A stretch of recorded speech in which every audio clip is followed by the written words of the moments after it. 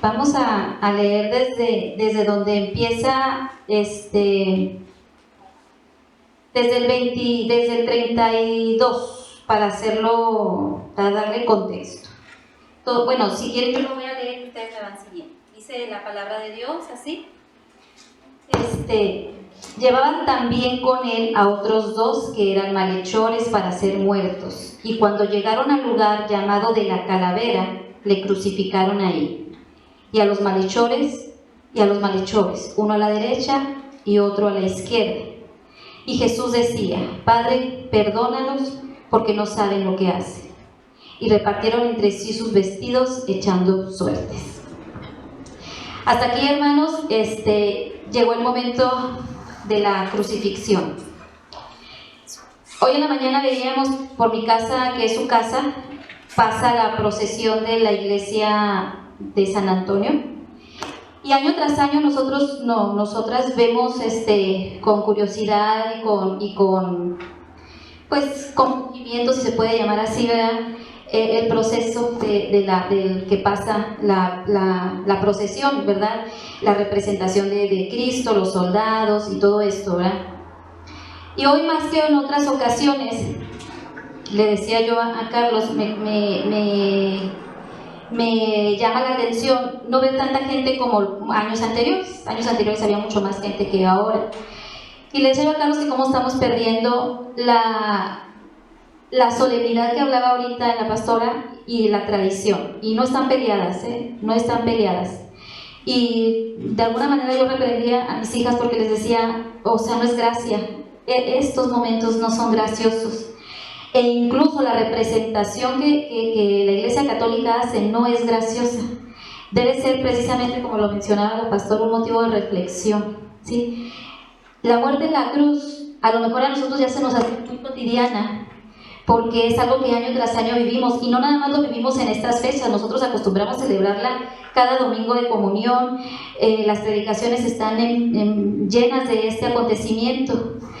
Pero si nosotros reflexionamos un poco más de esos momentos, debe de doler nuestro corazón que Jesús haya tenido que venir al mundo en forma de humano a pagar por lo que yo merecía.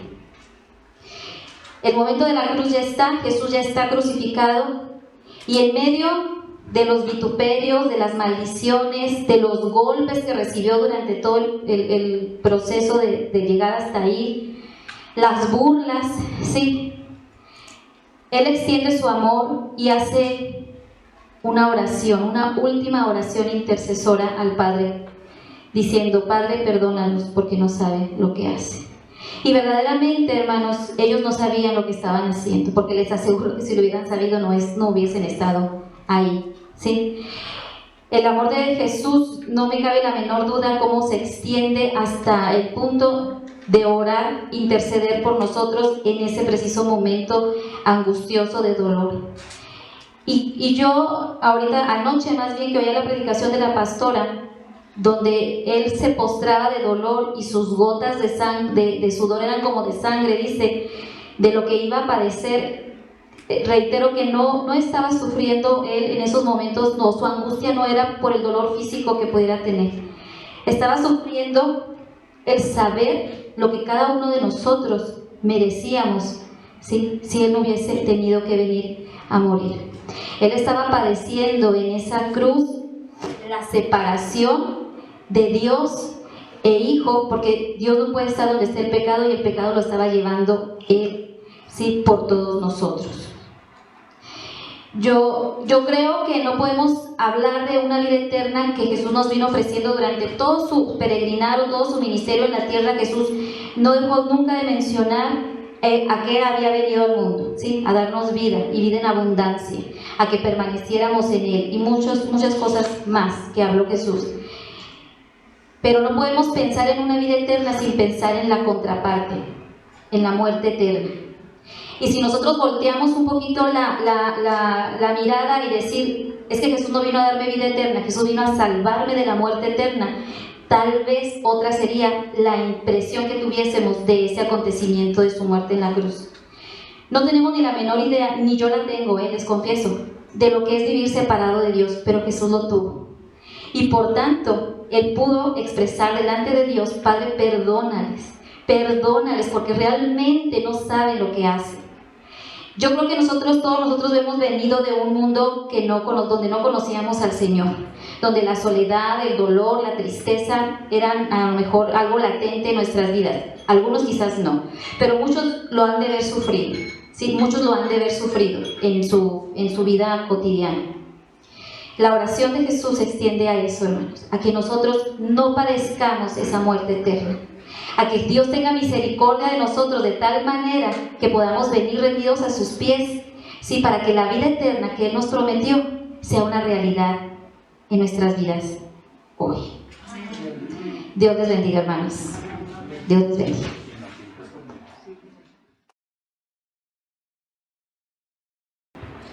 Bueno, a mí la segunda palabra me tocó y la encontramos en el Evangelio de Lucas, voy a leer en el capítulo 23 y voy a leer los versículos 39 al 43.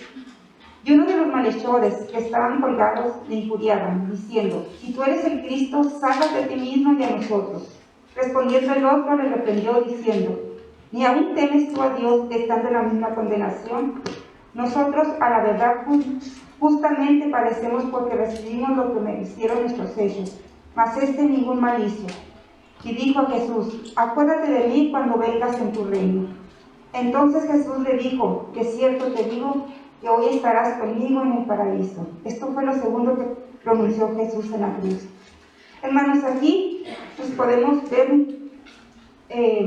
a un malhechor, como dice la palabra, que se burlaba de Jesús, y otro malhechor que se arrepentía de sus hechos, ¿verdad? Y este pasaje, hermanos, también representa nuestra humanidad ante Él, representa nuestra humanidad. Uno es nuestro yo que vive apegado a la carne, que nos impide mirar a Jesús. Aquí nuestro orgullo nos hace creer que somos mejor que otros y nos ciega a nuestras debilidades y peligros, llevándonos a la destrucción. Porque dice Proverbios 16:2: todos los caminos del hombre son limpios en su propia opinión, creyendo que nuestra moralidad, inteligencia, posición social o buenas obras nos aseguran agradar a Dios. La otra parte es nuestro yo espiritual, el lado que busca mirar a Jesús. Es la parte llamada a reconocer que le fallamos día a día, anhelar apasionadamente su compañía y dirección, desear sobre todo agradarlo a Él. Los milagros ocurren cuando mantenemos nuestros ojos en Jesús. Hermanos, están nuestras dos partes frente a Él. ¿Qué vamos a hacer ante su mirada? Si nos llevamos por el orgullo, entonces nos negamos mirar a Jesús, por un corazón empedernido. ¿Qué es empedernido? Es cuando tenemos hábitos o costumbres que no podemos dejar, hermanos. Luego, con pensamientos sin importancia, es pecar de manera insensible ante Dios, con toda palabra pronunciada con apresuramiento o pasión, con toda falta de dominio propio, con toda piedra de tropiezo que por acciones o ejemplos hayamos colocado en el camino de nuestro prójimo, con toda oportunidad perdida, con unos pies holgazanes y una voluntad morosa, con mi orgullo al no reconocer mis faltas y mis debilidades, con guardar amargura en nuestra alma. Pero aún con todo esto, la palabra de Dios nos dice en Ezequiel 11:19: y les daré un corazón nuevo y un espíritu nuevo pondré dentro de ellos, y quitaré el corazón de piedra de medio de su carne y les daré un corazón de carne. Aquí nos dice que si nos arrepentimos, hermanos, de todo aquello que hacemos mal o por lo que no hacemos,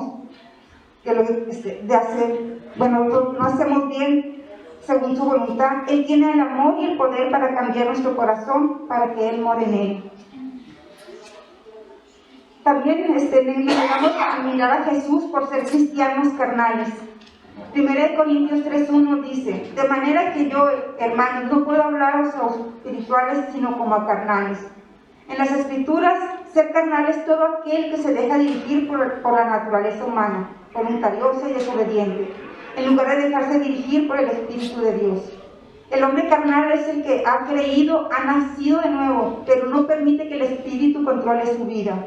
Es alguien que piensa que por saber mucha Biblia o mucha teología, ya tiene el derecho de andar por sus propios caminos y que no necesita orar ni dejarse guiar por el Espíritu Santo. En 1 de Pedro 1:14 nos dice: como hijos obedientes, no os conforméis a los deseos que tenéis, estando en nuestra ignorancia. Significa buscar la santidad, apartados del mundo y su corrupción para estar apartados para Dios. Aquí, con ayuda del Espíritu Santo, podemos tener una comunión cada vez mayor y mejor con Dios, amor al prójimo y virtud y fruto del Espíritu. Cuando nosotros miramos a Jesús con humildad,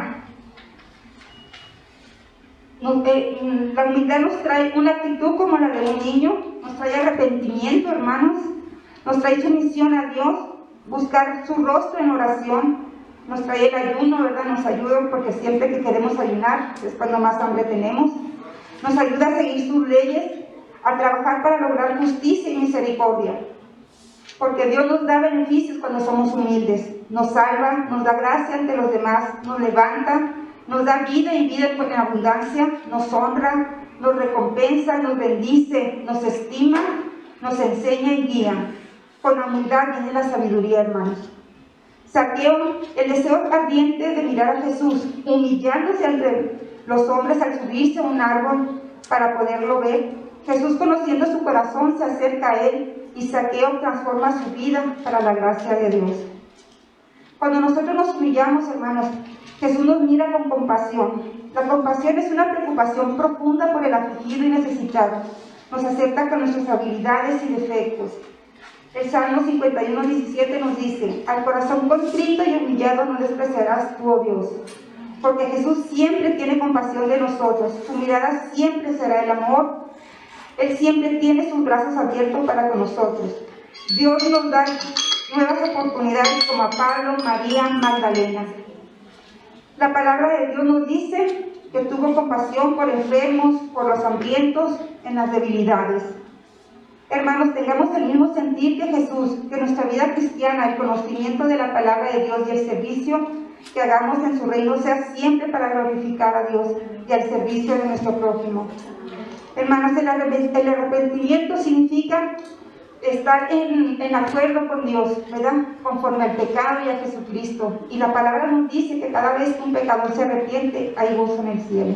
Dios los bendiga, hermanos.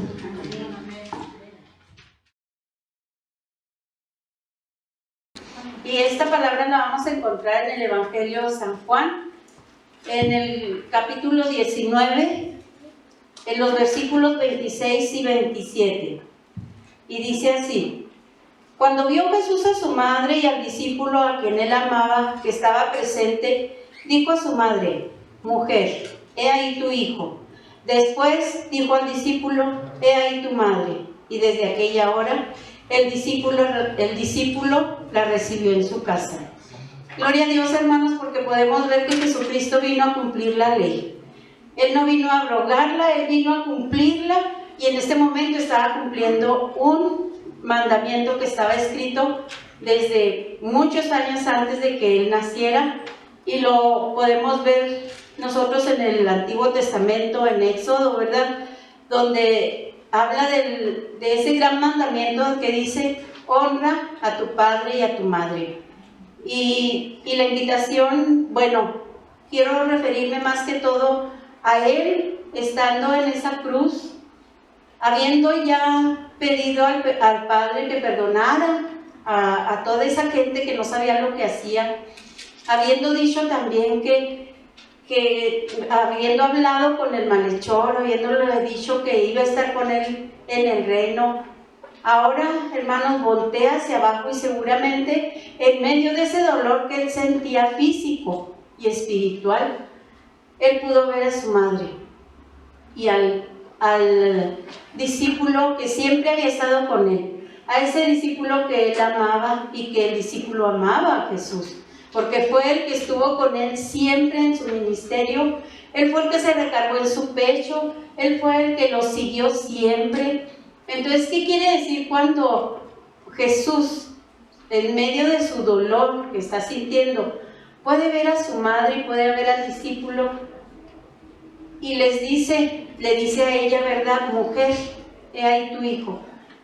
El hecho de decirle mujer, he ahí tu hijo, no quiere decir una falta de respeto ni menospreciarla tampoco. Simplemente él está viendo, ¿verdad? Que a lo mejor al decirle, no sé, es algo que el Señor me hace sentir a mí. A lo mejor al decirle madre, iba a aumentar más el dolor de María. Porque ciertamente, ¿verdad? Como le habían dicho cuando lo presentó ella en el templo, que una espada traspasaría su alma. Yo creo que en ese momento, como madre, hermanos, todos podemos decir que ciertamente María seguramente era viuda, ¿verdad? Estaba pues sola porque sus hijos, los otros hijos, no estaban ahí. Entonces Jesús no podía encomendarle a su madre, a esos hijos, a esos hermanos de él, que ni siquiera creyeron en él. Entonces, pero ese discípulo suyo, fiel, que siempre le siguió, ese era el que tenía toda su confianza, toda la confianza de Jesús. Por eso él le encargó a su madre, porque él sabía que él no le iba a fallar, porque él sabía a lo mejor que a los otros apóstoles pues los iban a perseguir, a matar, ¿verdad? Y Juan fue el que vivió más tiempo. Él fue el que se fue, inclusive fue desterrado, sí, pero vivió más tiempo y seguramente pues sí, María siempre estuvo con él. Pero aquí la invitación es, hermanos, nosotros tenemos que honrar a nuestros padres, sean como nuestros padres sean. Cuando ya no los tenemos, cuando ya no tenemos a nuestros padres, quisiéramos tenerlos entre nosotros, para decirles todo lo que no les dijimos cuando estaban vivos, para decirle a mi papá, a mi mamá, te amo, me haces mucha falta, te quiero, y darle un abrazo y un beso, para que cuando ellos partan ya, cuando ellos se vayan o cuando nosotros nos vayamos, pues no quede eso en nuestro corazón de que nunca le dijimos lo que sentíamos. Y no lo que sentíamos en decirles, en reprocharles y ser groseros con ellas y decirles todo lo que siento yo. No, al contrario. Darle gracias a Dios por nuestro padre, por nuestra madre, y decírselos y abrazarlos y besarlos, para que no quede nada en nosotros de decir no lo hice, nunca lo hice. Siempre estuve peleando con él, con ella, y tenemos el mejor ejemplo en Jesucristo.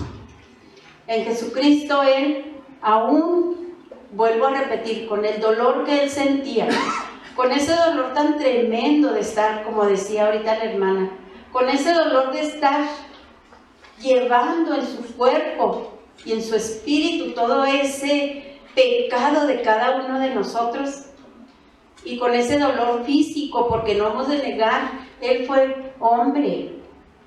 Ese dolor físico que sintió con los latigazos, con todo lo que ya hemos visto que él sufrió, pero él pudo ver a su madre y al apóstol que estaba ahí cerca de ellos, y pudo decir en su corazón, mujer, he ahí tu hijo, y he aquí tu madre.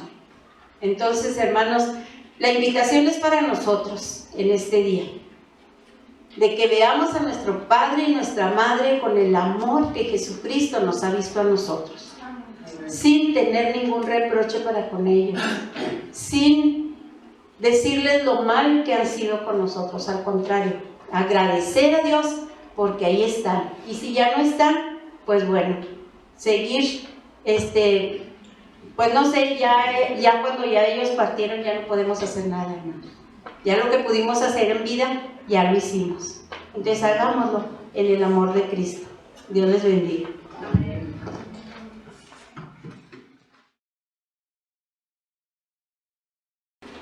Busqué Mateo 27:45 y encontré 19 Biblias distintas, que aquí las tengo anotadas, y después quieren saber cuáles son todas las Biblias que encontré, y en todas dice exactamente lo mismo: Elí, Elí, lama sabactani. Esto es, Dios mío, ¿por qué me has desamparado? Y algunas versiones dicen, Dios mío, ¿por qué me has abandonado? Entonces, ¿por qué unas versiones dicen desamparado y otras abandonado? La Real Academia Española de la Lengua dice que desamparar se traduce como abandonar. Es exactamente lo mismo. Dejar sin amparo ni favor a la persona o cosa que lo pide o lo necesita. Uno puede dejar desamparado un perro, una casa, no necesariamente tiene que ser una persona. Cualquier objeto que lo deje uno desamparado es que renuncia uno a todo derecho. En ese momento Jesucristo estaba diciendo: Dios mío, ¿por qué me estás abandonando? Segunda de Corintios 5, el versículo 21 dice: al que no conoció pecado, le hizo pecado por nosotros, para que fuéramos hechos justicia de Dios en él. Cristo no cometió pecado alguno, pero por causa nuestra, Dios lo hizo pecado, para hacernos a nosotros justicia de Dios en Cristo. En ese momento en que estaba Jesucristo en la cruz, alguien me preguntó de mis pacientes: oiga, ¿y por qué lo abandonó Jesucristo en la cruz? Y entonces les dije yo: porque en ese momento Él era el pecado del mundo. En ese momento Jesús representaba el pecado y Dios no quiere el pecado. Entonces no podía quererlo porque Dios era el pecado representado. Estaba en su ser, estaba en su corazón. Él estaba pagando por nuestras culpas. Él estaba pagando por los pecados de ustedes, por mis pecados. Él representaba el pecado de todo el mundo. Él sufrió por nosotros la inevitable separación de Él con su Padre, porque los separó. Ahí habla de que lo abandonó. Vamos a imaginarnos, los que tenemos nietos ya medio grandecitos o los que tengan hijos, vamos a imaginarnos que un día les habla en la noche el nieto o el hijo, y iba a decir el esposo de la pastora, pero no me dejó mi esposa, pero ya lo dije, y habla y le dice: oye, pues sabes que estoy aquí detenido. Y digo: pues ¿qué pasó? Pues es que iba manejando en estado de ebriedad, drogado, a exceso de velocidad, sin luces, no traía la licencia, el carro no tenía seguro, tomé el carro de mi amigo sin su consentimiento, y con todos estos factores pues choqué. Y luego, pues aparte que choqué, hubo muertos. Entonces ahora llevo sobre mi conciencia muertos. Entonces, drogado, borracho, sin licencia, con todos los agravantes de la ley, va y choca y mata gente. Y ustedes van, ¿y qué es lo que harían? Yo me pregunto, ¿qué haríamos como cristianos? Tenemos dos maneras de hacerlo. Uno, la actitud sería ir a ofrecer mordidas, mover influencias, contratar abogados corruptos, con tal de que no cumpla con sus obligaciones. Eso no es lo que hizo Dios. A Dios Padre le dijo: tú eres pecado, pagas por tus pecados. ¿Qué es lo que debemos hacer nosotros? Sí, si un hijo mío choca porque andaba borracho, choca porque no trae licencia, porque no trae documentos, tiene que pagar las consecuencias. Y Jesucristo pagó las consecuencias del pecado de nosotros y lo tuvo que pagar, y no es que lo haya abandonado, ¿verdad? La actitud correcta sería ir en ese momento y estar con Él. Dios estaba con su Hijo, Dios estaba con Jesucristo en ese momento. Estaba físicamente con Él, pero no estaba moralmente con Él. No podía estar comprometido moralmente con el pecado. Dios no abandonó a Jesucristo físicamente. Dios siempre está con nosotros. Entonces, ¿qué hizo Dios Padre? Dios aceptó lo que tenía que pasar con su Hijo, como nosotros como cristianos debiéramos aceptar que si un hijo, un nieto o su esposo comete un error, hay que pagar por esos errores. Entonces Dios el Padre le amaba como el Hijo, pero odiaba el pecado. Y hasta ahí fue la explicación que yo le di a esta paciente que me preguntó que por qué lo abandonó. Sin embargo, Dios estuvo siempre físicamente con él, pero moralmente lo abandonó. Moralmente le dijo: yo no estoy contigo, ¿verdad? Tú eres del pecado. Dios en ese momento estaba aborreciendo el pecado, estaba limpiando nuestros pecados. Pero la otra parte que quiero que veamos esta mañana es que Jesús era humano. El que estaban crucificando era un hombre, no era Dios propiamente. y Él sufría exactamente igual que cualquiera de nosotros sufrimos. Tenía que soportar todo lo que un ser humano es capaz de soportar. Por ello, cuando nosotros estamos inmersos en algún problema, tenemos un pecado tan grande que no podemos soportarlos, o estamos en una situación que sobrepasa nuestro entendimiento, ahí Jesús nos puso la muestra. Hasta en el peor momento dijo 2 veces, Dios mío, Dios mío. No dijo una, dijo 2 veces, Dios mío, Dios mío. ¿Cuántas veces nosotros estamos en problemas, estamos con complicaciones en nuestra vida y no decimos por lo menos 2 veces, Dios mío, Él no nos va a desamparar? Entonces Dios nunca negó a su Dios como humano, nunca negó a Jesús que sufrió por nosotros, pero Él padeció esa sensación de estar separado de Dios por culpa de nuestro pecado. En el momento de la crucifixión, y ya vimos las primeras 3 palabras y las que siguen, en ninguna de ellas nos relata que Jesús haya gritado. En ningún lado dice Jesús gritó. Nada más que aquí sí dice, alzando su voz, fue cuando se dirigió al Padre y Jesús gritó con fuerza. Jesús exclamó a gran voz. A veces nosotros nos sentimos sin fuerzas, derrotados, sin esperanzas. ¿Y cuántos le gritamos a Dios por qué nos ha desamparado? Es lo primero que pensamos. No, hermanos, Dios no nos ha desamparado. Dios aborrece al pecado que somos nosotros, pero nunca nos va a desamparar. Sin embargo, de nada sirve que haya muerto Jesús en la cruz, que haya pagado por nuestros pecados, que se haya abandonado por Dios o se haya sentido abandonado por Dios Padre, si nosotros no reconocemos que Él murió por culpa de nosotros. Que Dios les bendiga.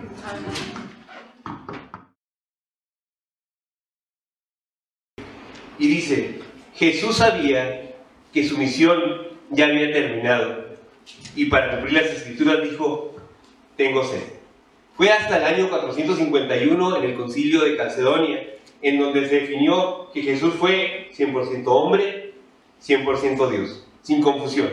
Tardaron 400 años en dilucidar que Él había muerto en la cruz como hombre, puesto que inmediatamente después de su muerte empezaron a decir, y sobre todo en su resurrección, que había sido un espíritu, y empezaron una serie de herejías. Al menos, hermanos, en la cuestión de la crucifixión hay 4 partes donde se menciona que Jesús se le dio o se intentó dar de bebé. Y aquí demuestra, y vamos a ver cómo Él era perfectamente humano. Dice que cuando Él iba en la procesión, no podía con la cruz. Y en 3 de los evangelios hablan de José de Cirene, el cual hasta la genealogía le ponen para que sepa, Simón de Cirene, hasta la genealogía le ponen para que lo pudieran buscar y constatar. En su humanidad, hermanos, el Dios Todopoderoso, siendo humano, no podía cargar la cruz y le tuvieron que ayudar. Dice ahí también que caminando le ofrecieron vino con mirra. Acuérdense, hermanos, que Jesús tenía una misión, y esta misión podría haberse obstruido si humanamente se hubiera narcotizado con esta bebida. Dice la palabra que lo que lo motivaba a él como humano era el gozo que venía después de que haya consumado esto. La cara, usted y mía, la tenía enfrente el Señor Jesús, con ese amor. Se cansaba, tenía sed, pero lo miraba o nos miraba y seguía adelante con esas fuerzas que se acaban. Más adelante dice que nuevamente le ofrecen, una parte dice que es vino amargo, otra parte dice que es vino con mirra, lo ofrecen y no quiere. Él no quiere perder de vista por algo, por una necesidad que tenía, lo que estaba haciendo, nuestra salvación. Dice también que ya estando crucificados los soldados se burlaban y le ofrecían ellos mismos el vino. Jesús no, dijo que no. Y entre esta última palabra que escuchamos, y le tengo sed, no sabemos cuánto tiempo pasó. Pero dice la Biblia que para que se cumpliera la escritura dijo, tengo sed. Y hay 2 salmos que mencionan esto. Uno dice que le dieron a beber vinagre, se cumplía la escritura. Pero el otro dice también que su lengua se pegó al paladar. Cuando estamos nerviosos, o como ahorita estoy hablando, se nos va acabando la saliva. ¿Y qué pasa? ya no podemos hablar. Necesitamos que nos pasen un poco de agua. 3 veces le ofrecieron a Jesús líquido y no lo quiso. Después, hasta en la cruz un tiempo, Él exclama: tengo sed. Y esto no es espiritual, hermanos, esto es literal. Él necesitaba, hermanos, tener la lengua libre del paladar para exclamar la siguiente palabra. Voy a volverlo a leer. Jesús sabía que su misión ya había terminado. Ya, hermanos, lo que tomara no iba a influir en sus decisiones o en lo que Él había hecho, pero necesitaba hacer algo más. Y para cumplir las escrituras dijo: tengo sed. Había allí una vasija de vino agrio, así que mojaron una esponja en el vino, la pusieron en una rama de hisopo y la acercaron a los labios de Jesús. Imagínense, hermanos, húmeda, un trapo, se lo acercan, lo presionan, esa lengua seca empieza a recibir humedad. La lengua se despega del paladar. La Biblia dice, hermanos, después de probar el vino, Jesús dijo, con la boca, hermanos, de una manera que lo podía exclamar, porque ya había recibido esa humedad. Sí lo probó, hermanos, pero ya había terminado. Y viene la siguiente palabra en la cual dice: todo está cumplido, en esta versión, o consumado es. Era necesario que Él probara este vino cuando ya estaba todo terminado, hermanos, para que Él pudiera exclamar y decir, sin duda alguna, hermanos, y de manera clara: consumado es. Dios bendiga.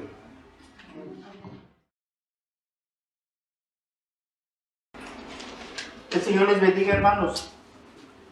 En esta ocasión no estamos celebrando, estamos conmemorando la muerte de Jesucristo. El próximo domingo sí habrá celebración, que es la resurrección de Jesucristo. Cuando Jesús hubo tomado el vinagre, dijo: consumado es.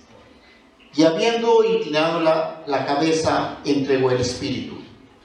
Eso se nos dice en Juan 19:30. Otra versión dice: al probar Jesús el vinagre, dijo: todo se ha cumplido. Luego, inclinando la cabeza, entregó el Espíritu. La Nueva Versión Internacional así lo menciona. Días antes, Jesucristo, en la oración que tuvo tan íntima con su Padre, por Él y por sus discípulos, decía: yo te he glorificado en la tierra, he acabado la obra que me diste que hiciera. En Juan 17:14, así lo menciona. Ya Jesucristo había cumplido la misión para la cual había venido aquí en la tierra. Y en los momentos más tristes, más dolorosos que pasó en este mundo, menciona estas 2 palabras: consumado es. La Biblia, hermanos, narra la creación perfecta que Jesucristo hizo junto con su Padre al crear al hombre y todo su entorno. Pero esta creación perfecta la narra solamente en unos cuantos capítulos, en unos cuantos versículos al inicio del Génesis. De hecho, del capítulo 1 al capítulo 3, versículo 6, toda esa obra hermosa que Dios hizo, el hombre la echa a perder. Cuando menciona en Génesis 3:6, cuando dice: la mujer vio que el fruto del árbol era bueno para comer y que tenía buen aspecto y era deseable para adquirir sabiduría. Así que tomó de su fruto y comió, y luego le dio a su esposo y también comió. En ese momento de desobediencia, hermanos, toda esa obra perfecta que Jesús había hecho aquí en la tierra, el hombre la echa a perder por medio de su desobediencia. En ese instante, hermanos, de desobediencia se abre un tremendo abismo entre Dios y el hombre. Un abismo que el hombre no puede superar. El hombre trae enemistad con Dios, se trae enemistad con Dios. El hombre muere espiritualmente. El pecado y la degradación que trae el pecado consigo se apodera del hombre y se apodera de su corazón y se apodera de las decisiones que éste toma. Y no solo el hombre, sino que también arrastra con él la naturaleza, de tal manera que Pablo dice que gime hasta ahora por ser liberada de las consecuencias del pecado. Pero también en esos momentos no todo se ha perdido, hermanos. Dios empieza una tarea por medio de Jesucristo de tratar de reconciliar al hombre consigo mismo. De tal manera, hermanos, que nosotros podemos decir que el tema principal de la Biblia es la historia de la redención del hombre. Es el intento de Dios por reconciliar al hombre consigo mismo. Es el intento de atraerlo con lazos de amor hacia sí, pero también es el rechazo que continuamente el hombre tiene hacia Dios. Justamente esa obra de redención que se propuso Dios en Cristo hacerla para volver a ser amigo del hombre, se cumple en la cruz con dos palabras: consumado es, todo ha terminado, ya ha sido hecho, ya todo está hecho. A partir de estas palabras, para todo aquel que quiera, ya podemos tener paz para con Dios por medio de la fe en nuestro Señor Jesucristo. A partir de esas palabras y por la sangre de Jesucristo que derramó en esos momentos, ahora podemos ser llamados hijos de Dios. Y no solamente hijos, sino amigos de Dios. Consumado es significa la victoria de Cristo sobre la muerte. Significa que porque Él vive, nosotros ya no moriremos. El Señor les bendiga.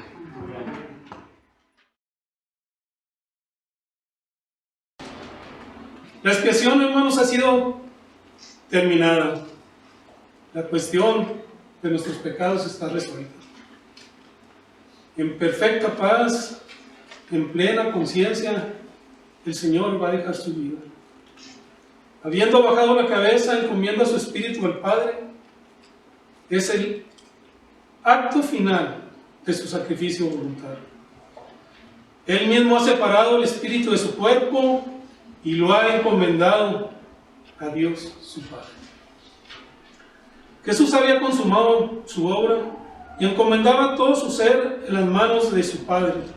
En sus amorosos brazos se refugiaba, confiando en que su Padre lo recibiría, porque nuestro Padre Celestial es un Dios de amor, fiel y justo, y para siempre es su misericordia. Amén. Jesús da cumplimiento a la Escritura citando el Salmo 31:5. En tu mano encomiendo mi espíritu. Tú me has redimido, oh Jehová, Dios de verdad.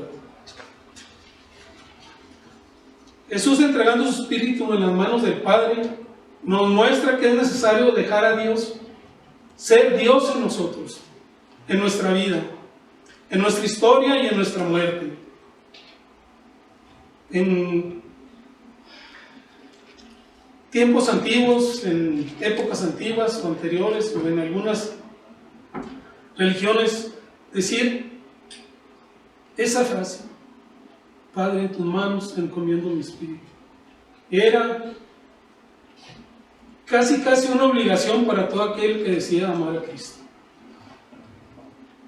Tradicionalmente así se hacía, y era ponerse en manos de Dios. Esta séptima palabra es una palabra de fe. Jesús no murió en la duda, como nosotros no debemos de morir en la duda. Murió lleno de gozosa fe, con confianza en el Señor.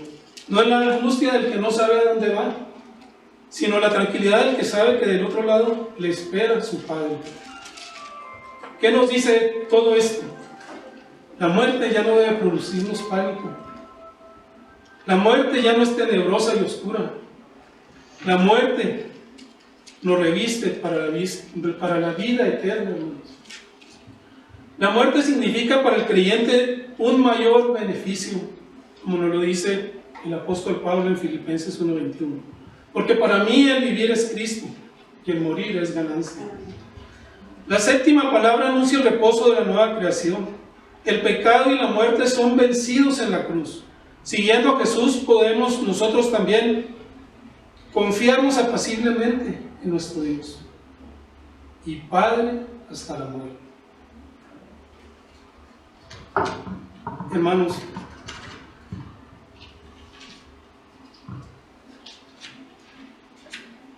se me pegó la boca. Hermanos,